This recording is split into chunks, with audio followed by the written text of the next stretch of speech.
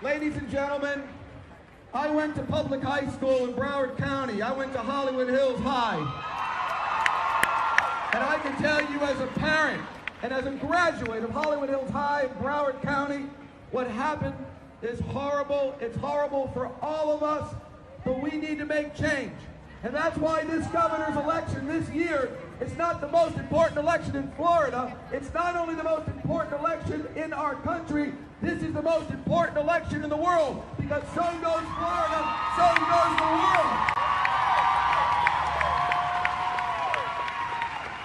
And by the way, the most important thing is that you show what you want to do by registering to vote. Get out there and vote and make the change that you know you need to do. When I heard all these young people and the truth that came out of their mouth, and what they're saying is very clear. You take the money from the NRA, you will vote with the NRA. I can tell you this, I will never take money from the NRA. We will never take money from the NRA. We will make the change in Florida that we know we have to do. The change in our country starts in Florida. That's where the change begins. What's happened here, unfortunately, was a tipping point. We will make the change that all of us want in the state of Florida. So all I can say to all of you is this is the year of change in our state. It is the year of change because enough is enough. Enough is enough. Everybody in this crowd, I want to hear you say it. Enough is enough. Enough is enough. Enough is enough. Enough is enough. Enough is enough. We will make the change here in Florida. Thank you all for being out here.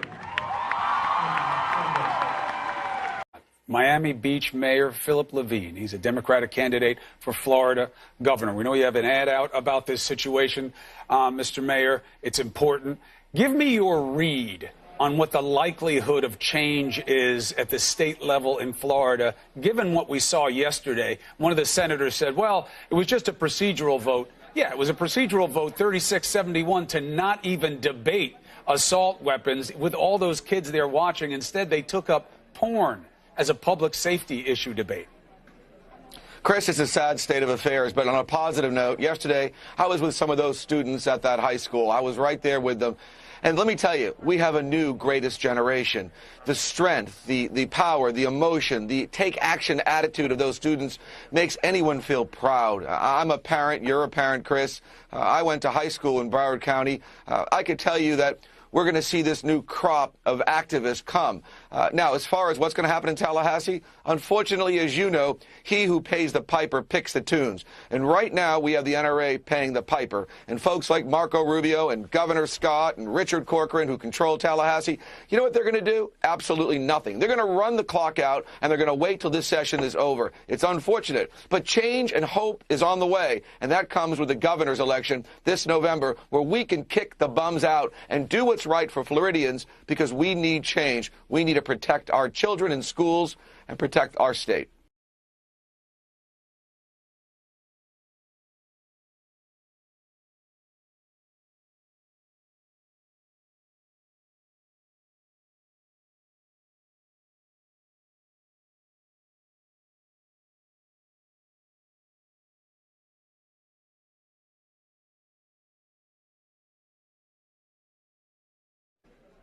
Chris, it's a sad state of affairs, but on a positive note, yesterday I was with some of those students at that high school. I was right there with them. And let me tell you, we have a new greatest generation. The strength, the power, the emotion, the take action attitude of those students makes anyone feel proud. I'm a parent. You're a parent, Chris. I went to high school in Broward County. I could tell you that we're going to see this new crop of activists come. Now, as far as what's going to happen in Tallahassee, unfortunately, as you know, he who pays the piper picks the tunes. And right now, we have the NRA paying the piper.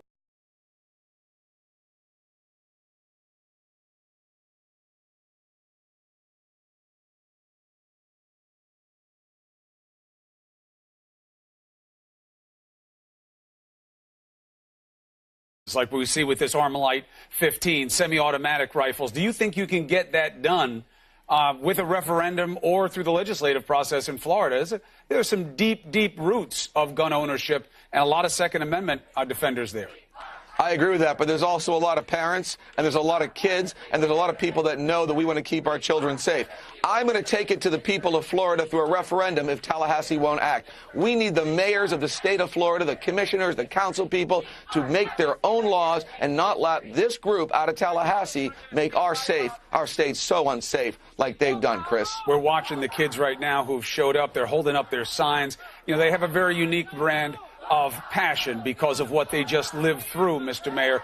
Now, Governor Scott says that he's going to try to get something done by this Friday. He's going to have something presented. What do you expect it to be? He used language that was, you know, pretty innocuous. He did mention a safer school. Do you think he's going to propose something that has to do with the threat or with making schools safer, maybe having armed guards or some kind of resource money?